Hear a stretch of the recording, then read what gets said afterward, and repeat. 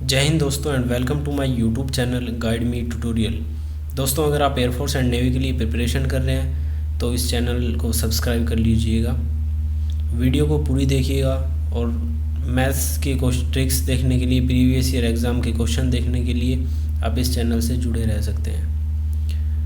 दोस्तों, there is a one thing that if there is any one of your friend or relative which dreams to join air force but unable to pursue coaching, then tell them to contact me. I will surely help him at free of cost. Just need your support and stay connected with us. Now let's discuss today's topic. It is the second part of permutation and combination, and in this we will discuss the questions that have been asked in the previous year exams of NDA, Air Force and Navy. So let's start.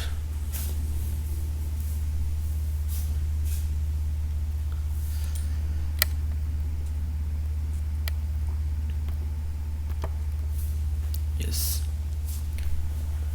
तो दोस्तों, अभी तक हमने पिछली video में बात की थी जो परम्यूटेशन एंड कॉम्बिनेशन का जो फर्स्ट पार्ट था कि परम्यूटेशन को कैसे लगाना है और कॉम्बिनेशन को कैसे लगाना है, क्योंकि हम कंफ्यूज हो जाते हैं कि इसमें परम्यूटेशन लगेगा कि कॉम्बिनेशन। तो उसके रिगार्डिंग मैंने वीडियो बनाई थी, वो सब आपने देखी होगी। नहीं देखी है तो जाके देख लीजिएगा, तो आपका जो डाउट है वो क्लियर हो जाएगा और आगे से क्वेश्चन करते समय सोचना नहीं पड़ेगा कि इसमें क्या लगेगा। ठीक है, अच्छे से समझाया गया है। तो दोस्तों, इसमें मैं आपके साथ एक बात करने वाला हूँ एक क्वेश्चन की, कि एक जैसे पिछली वीडियो में मैंने बताया था कि डायगोनल से रिलेटेड एक क्वेश्चन बनता है जो एयरफोर्स नेवी में भी देखने को मिल जाता है और एनडी में भी उससे रिगार्डिंग दो क्वेश्चन भी आए हुए हैं पहले, है ना। तो देखते हैं। तो देखो, ये दो क्वेश्चन है जैसे आप देख सकते हैं यहाँ पे, है ना, कि how many diagonals will be there in an N sided regular polygon करके है। तो उसके ऑप्शन ये थे, 4 दे रखे थे।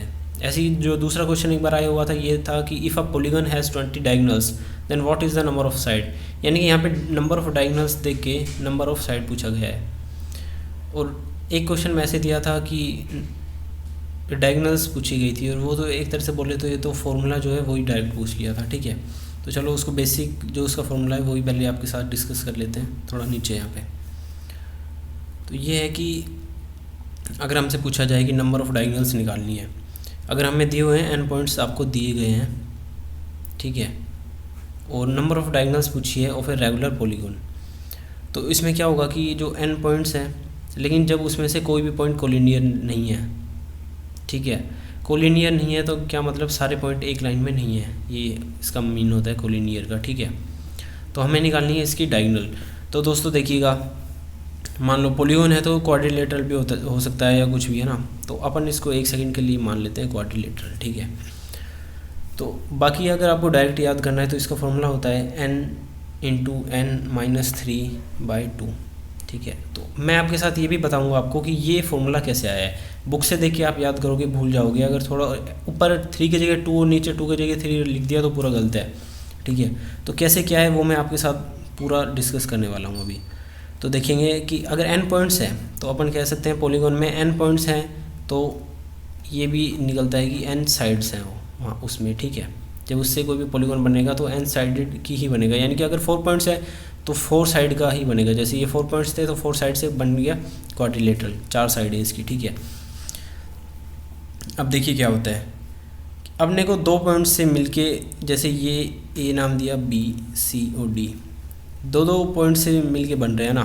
तो अगर 2 से मिलेंगे यानी कि अपने को 2 पॉइंट चूज़ करके बनाना है उनका कॉम्बिनेशन। ठीक है, कॉम्बिनेशन भी बन रहा है और चूज़ भी कर रहे हैं, तो अपने को साफ डायरेक्ट पता चल रहा है कि यहाँ पे क्या लगेगा, कॉम्बिनेशन।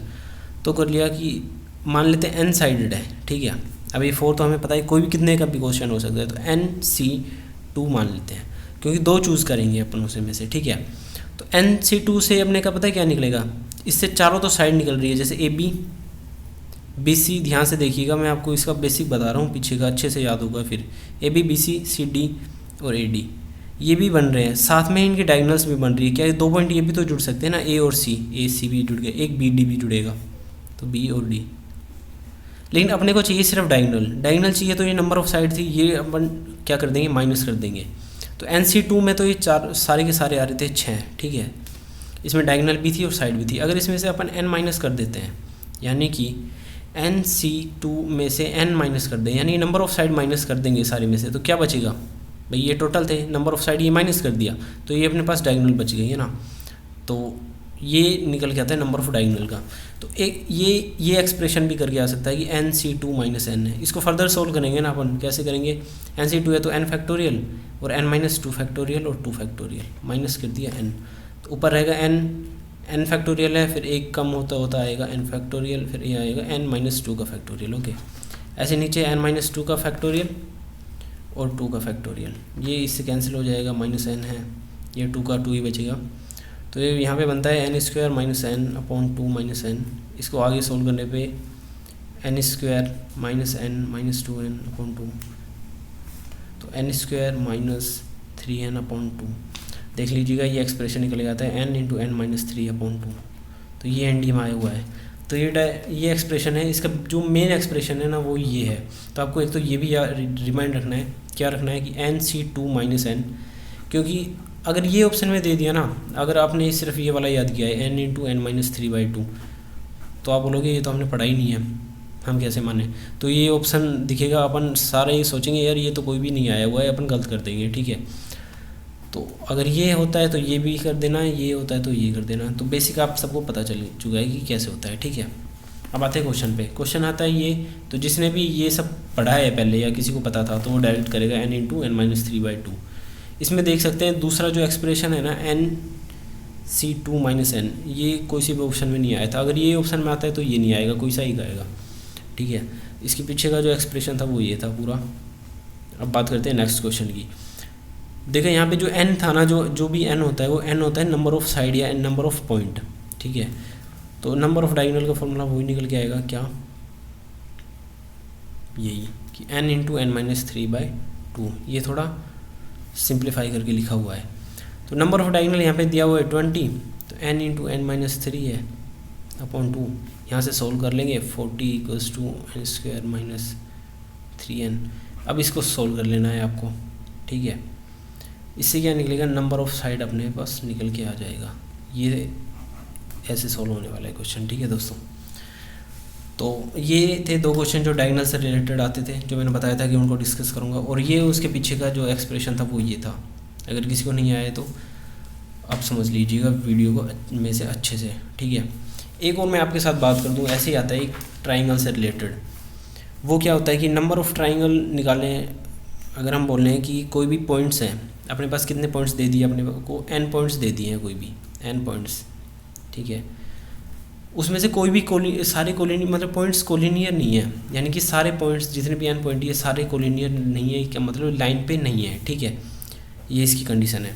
तो क्या होगा कि भाई n पॉइंट्स है, अब ट्राइंगल बन रहा है 3 से, 3 पॉइंट से बनेगा। 3 पॉइंट जब अपन चूज़ करेंगे तो एक ट्राइंगल बना सकते हैं। तो NC3 अपने का क्या रहेगा आंसर, समझ रहे हैं ना आप लोग, क्योंकि अपन यहाँ पे चूज़ करके लिख रहे हैं, इसलिए यहाँ पे परमुटेशन तो आया नहीं है। और चूज़ करने पे C फॉर कॉम्बिनेशन और C फॉर चूज़, इसलिए यहाँ पे आया NC3। मैंने पिछली वीडियो में ट्रिक के साथ आपको समझाया था कि परमुटेशन कहाँ लगाना है और कॉम्बिनेशन कहाँ लगाना है, ठीक है।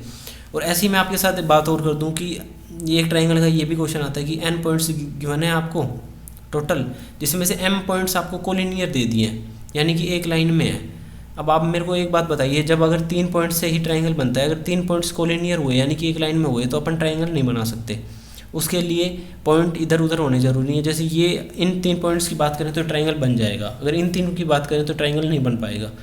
तो क्या होगा, यानी कि टोटल पॉइंट्स n थे, टोटल n पॉइंट्स दिए हुए हैं अपने को, ठीक है। तो NC3 तो बन गया। अब कोलिनियर है तो ये पॉइंट्स ट्राइंगल नहीं बनाएंगे, तो इनको अपन माइनस कर देंगे इनमें से MC3। तो अब आपको पता चला कि डायगोनल वाले में अपन MC2 क्यों ले रहे थे, ठीक है, और इसमें NC3 क्यों ले रहे हैं, क्योंकि वहाँ पे अपन क्या कर रहे थे कि 2 पॉइंट चूज़ करने होते थे, और यहाँ पे क्योंकि डायगोनल बना रहे हैं कोई भी लाइन 2 पॉइंट से बन जाएगी, और ट्राइंगल बना रहे हैं तो 3 पॉइंट्स चाहिएंगे। तो ये इसके पीछे का रीज़न है, ठीक है। और अगर आप लोग कहें तो मैं इनके क्वेश्चन भी आपको बता दूँ जो पहले आए हुए हैं, ठीक है, कि वही जैसे कोई भी क्वेश्चन है,